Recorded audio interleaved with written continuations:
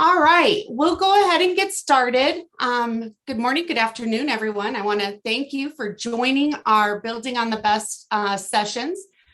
We're at the last session before we close up, wrap things up tomorrow. And so today we have the honor of having Ohio University Heritage College of Business Osteopathic Medicine. I'm not sure where business came from there. And they are going to talk through how they have used FormBuilder for tracking, for faculty tracking. And so it's a great discussion. I've had an opportunity to see some of this, and we're very excited to have Andrea Williams join us and Eric McFadden. And they're going to walk through their use of FormBuilder. One of the things just to mention, they've been a customer since 2013, so a longtime partner. And in their partnership, they started out on a custom type portal with coding. You know, it required somebody else to do the coding for them. And they've transitioned to FormBuilder and really expanded the use of it to create efficiencies within their campus. And so I'm going to turn this over to Andrea. And if you have any questions, please make sure you put them in the Q&A box. And then we'll announce the raffle winner at the end of the session. So we're excited to have Andrea and Eric here. And so I'll let you go ahead and get started. Welcome. Thanks, Misty.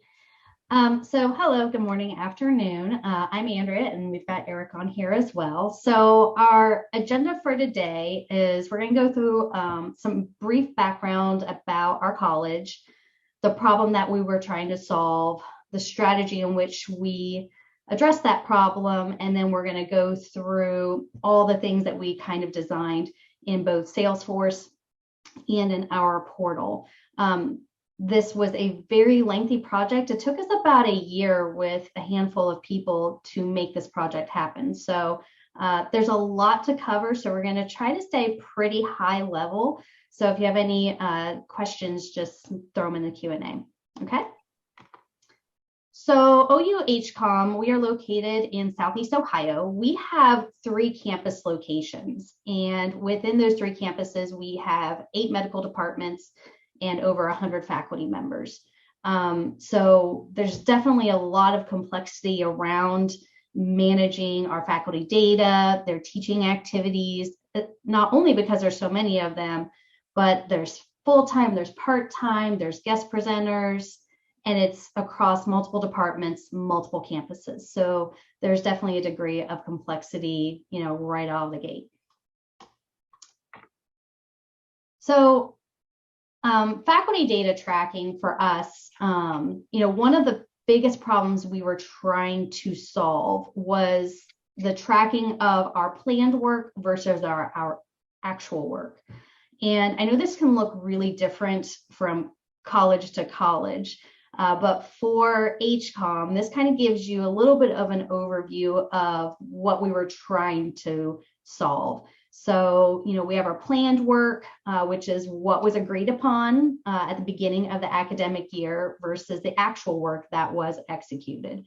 And so trying to reconcile the plan versus the actual was what spearheaded this entire project. And this looks really different, again, for every college. For us, we focused on just these teaching activities for this part of the project. So our problem statement was that we had a lot of systems and spreadsheets. So we had an LMS that housed all of our teaching activities, but sometimes it was inaccurate based on how things were set up and assigned in the system. We have a university HR, which was, you know, kind of storing our demographics and our contract information. But again, it was at a university level and really did not serve our medical school needs. So we had a lot of holes in our data. It was also really hard to maintain that data because we had to go to our university HR anytime we needed something updated. So there was definitely some struggle there. Each department also had a different version of what was going on. Everyone had kind of their own different spreadsheets and flavor of what they were capturing and what they were not capturing.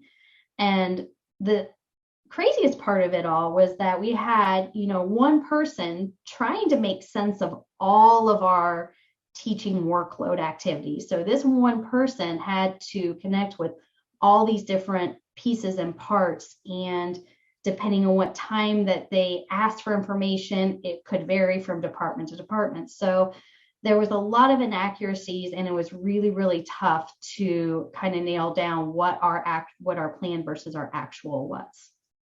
Okay. So our Salesforce strategy started out with, we needed to identify a data steward, and we needed to plan some governance around that. So, we were going to take all these systems, our LMS, our HR system, and all of those spreadsheets, and try to get our data set down to what was the most valuable, what do we want to manage, and who's going to be accountable for managing that data. So that was kind of our first step in the process, was understanding our data sources and what data from these data sources did we want in our data structure. And so that was a very iterative process where we looked at all the data and decided, does this bring value? Do we need it? Does it align with the other data that we're capturing? Is somebody actually going to update this information? So that was probably the lengthiest part of the process, was kind of just nailing down what our data set was. And so when we finalized that structure, we decided we needed data relative to contract lifecycle information, and then we needed data relative to our teaching workload, which would manage some of those calculations for us. And we'll go in a little bit more detail about that later. So after we finalized our data structure in Salesforce, we then documented what our current and future state processes would be. And from that, we built some workflows in and email templates and alerts accordingly with those processes. So here you can see a difference in the data that we kind of captured. So in the faculty contract lifecycle info, it was those demographics, our contract information, their discipline info, workload distribution, their contact info, awards, any FTE changes, and even document management, because we really didn't have a good solution for that either. And then in our teaching workload tracking, we focused on all the teaching activities from our LMS, activity forms for things that weren't in our LMS, and then trying to calculate if their teaching commitment percentages were over and under. So that was kind of how we segregated that data within Salesforce. So in Salesforce, our basic setup, and I'll kind of go through this in more detail through a demonstration, but we decided to create a faculty app using App Manager. We created a faculty contact type, we created a faculty community, and then we built all those objects and those data sets that we just reviewed and connected all the relationships together. After we built all of that and we felt like we had everything that we kind of wanted, we then went through, again, a very iterative process of importing and validating data.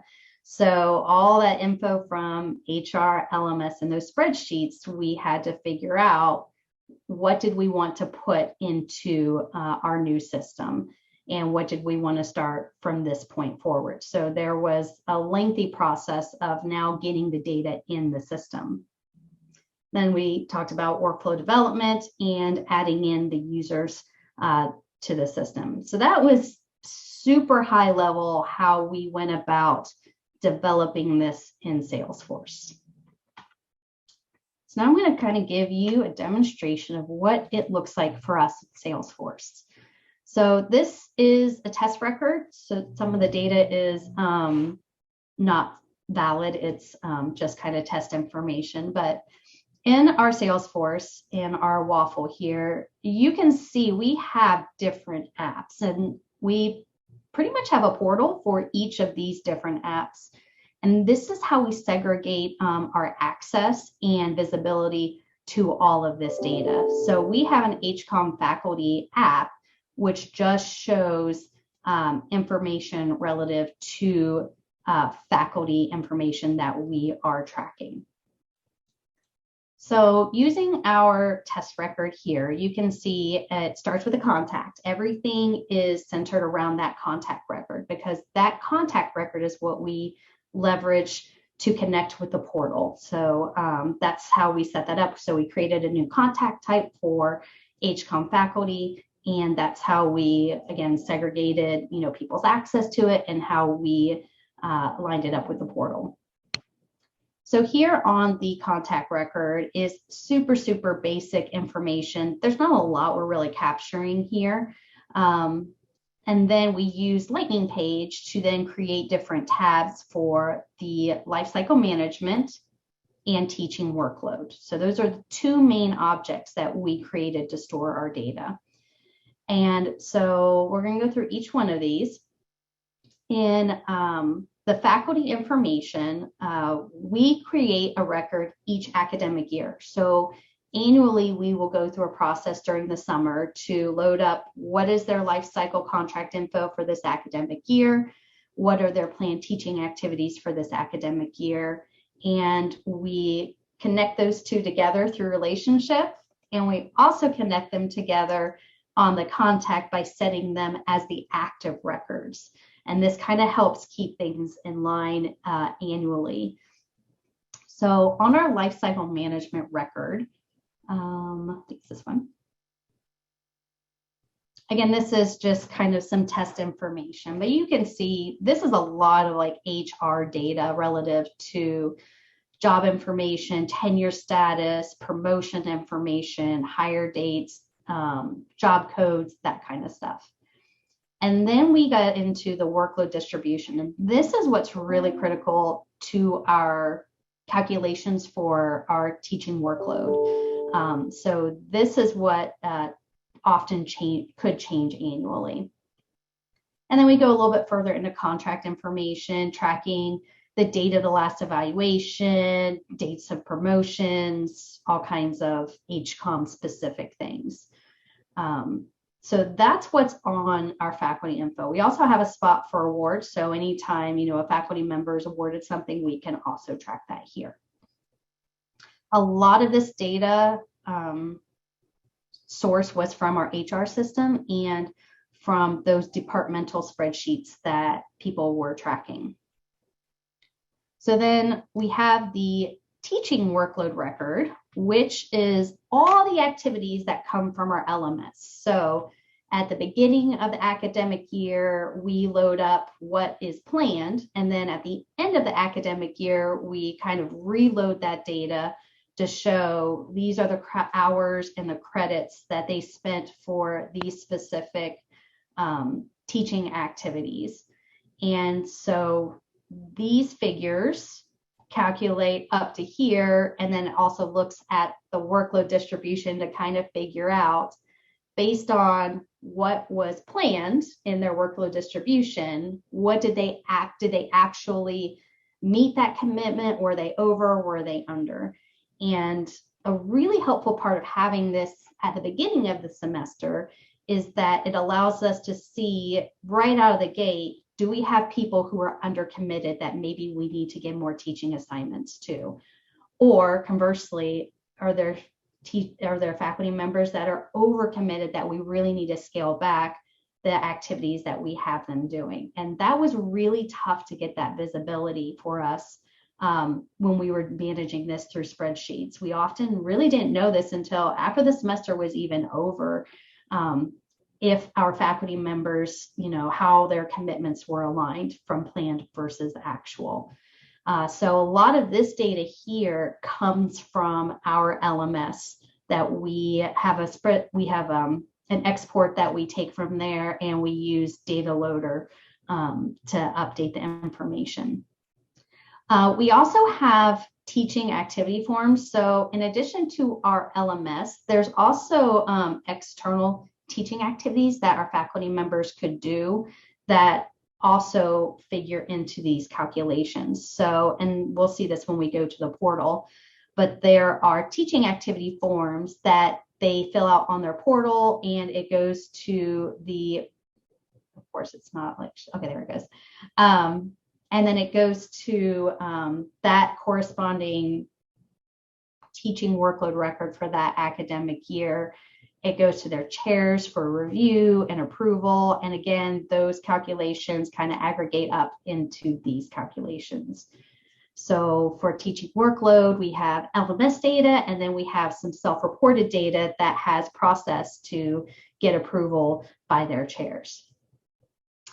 And so that's basically how we set up Salesforce for this process. This will certainly look very different for every college, but in the presentations, kind of the steps we took to get to this point here. And it took us probably a good year to get to this point. Okay, so then,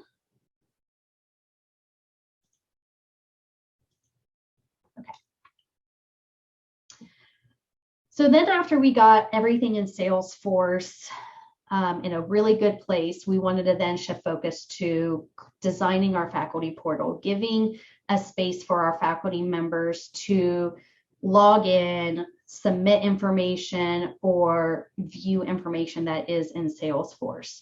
So our top requirements was that it was collaborative and that it was really easy for them to use. As I'm sure you all experience, faculty members, they have a big job. They have to teach. They have all these systems that they have to use. They have, for us, some of our faculty members are also still practicing doctors.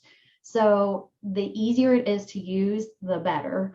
So that was kind of our top two requirements. So from that, we decided, what do we just need them to see? What is good information that they want to see, that they often email and ask for? And then what information do we want them to actually update to send back to Salesforce? So that's kind of where the portal was framed, was between what do we want them to see, what do we need them to update, and making it as easy as possible. So the basic setup, and Eric did all of this work. He is a whiz on FormBuilder. So he created a community for the faculty portal. He created the home page and additional pages. And so we had those read-only pages, and then we had the update info pages. And this was actually the first time we used one of the FormBuilder templates out of the box. And so it was a nice use case for Eric and I to kind of get familiar with those new templates. And so this is kind of the basic setup of the faculty portal. So now I'm going to go through a demonstration of what our faculty portal looks like. So for this same contact, this is the home page of our faculty portal. And so you can see up here, there's 4 different tabs. There is an Update My Info tab. And it's a little kooky how we built this, but this was at the request of our stakeholders, that they wanted to first have at the top giving the faculty members a selection of what information do you want to update. If they're coming in here because they just want to update their contact information, their discipline info, and their demographics, they can select those, and then below, just those boxes and those data sets appear on the portal. That way, when they're going through, they're getting the stuff that they want to update and not more noise. Again, this was just a request for ease of use for our faculty members. And so they can choose one or more, and Eric did an amazing job of showing fields and sections based off of these boxes that they click up here. So as you can see, with awards and honors, you can do the add another. These are just, pick list, multi-pick list, the same things that we have back in Salesforce. So this is the data that we can direct them to update for us annually. And then we have their teaching activity forms. So for those teaching activities that they do outside of our LMS, they would go to My Teaching Activity Forms. This is a list page, and they can see any that they've submitted previously, or they can create a new one. And when they create a new one, it kind of helps guide them through this form. Again, Eric did an amazing job kind of making this render based off of certain conditions, and it changes the answers they need to provide based off of their selections, which is really helpful for our faculty to know whatever's here is what I need to update. So they go through this very basic form on their portal, and then they fill it out and they hit submit. An email automatically goes to their chairperson, and that email has a link to, if I can find my email, sorry, hold on a second.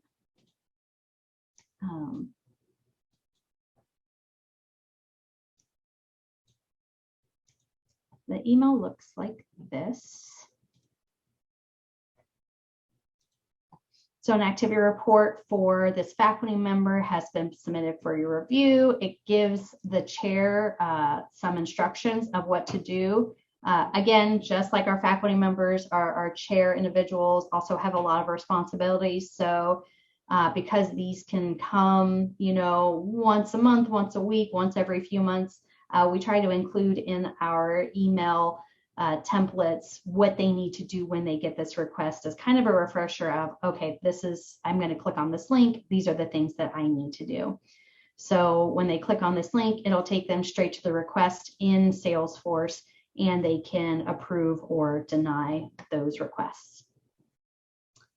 Over here is my current academic year workload distribution. So this is kind of just, full transparency. This is what we agreed on. This is what we have in our system, so that at any point in time during the academic year, that faculty member can log into their portal and see, yep, this was my workload distribution that we agreed upon. And then they can also see my current teaching activities.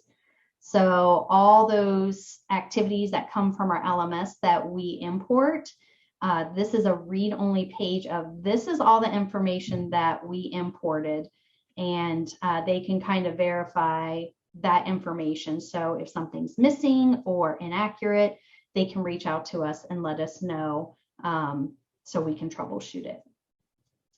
And so this is the faculty portal that we use. Back to our slideshow here.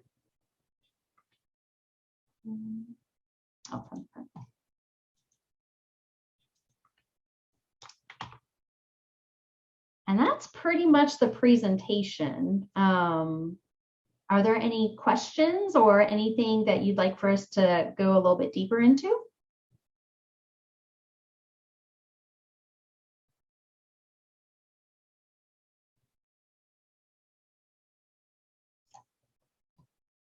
There's nothing in the Q&A window or the chat window.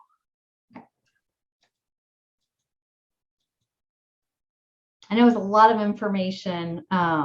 It was an extensive project, so it's really hard to kind of hone in on the highlights of it.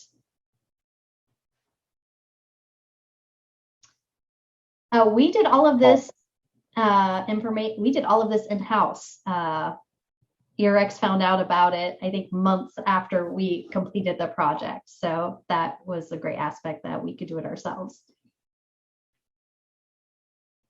We have about 100 faculty members. I don't know what the ratio is, but we have some that are full-time, part-time. We have guest presenters that come in maybe 1 hour during an entire semester. We even have students who serve in a certain program who they act as teachers as well. So they also get some credit.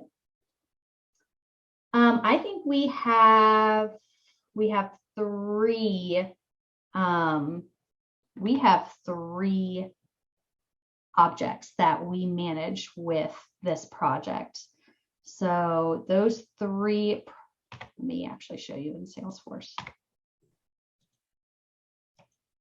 So we have the contact record, we have the life cycle management record, we have the teaching workload record, and then attached to the teaching workload record, we have teaching activity forms. So there are 4 different objects and they're all pretty much linked together. What about faculty awards? Oh, faculty awards, sorry, 5. Thank you. We have a couple of questions in the chat. Reboir Basement asks, this is an amazing tool. How are you addressing role-based access and logins in general? So because we used an app and because we are segregating this by contact types, so for each role, we can say what contact type they have access to, and we can also further manage it with the app. I mean, profile rather than role. Profile, yes, I'm sorry. It's profiles. And Stephen Seal asks, what was the timeline of the project from start to finish for this product? It was probably a good year, from just like initial discovery discussions to building the Salesforce side, then to building the portal. We slowly socialized this with our faculty members. We have single sign-on connected to this, so it makes it much easier for our faculty members to kind of log into it. So we started, the first thing we rolled out to them was actually the teaching activity forms. So we kind of baby stepped at that. This is where you're going to log your activity forms. Then we went to, hey, this is where we're going to start updating our info. After we did that with them, then we kind of released, hey, now you can see your current academic year information.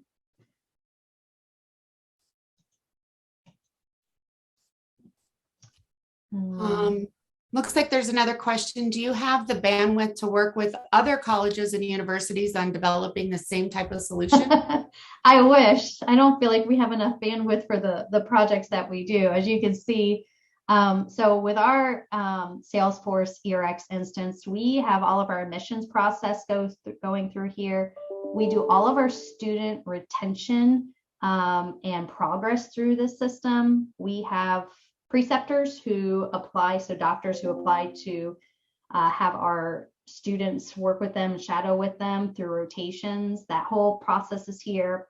We also have faculty. We have a few health programs that we support through here. So there's a lot we do with our Salesforce. There's another one in the Q&A. What would you say to the naysayers that don't think Salesforce would be a good tool for faculty development?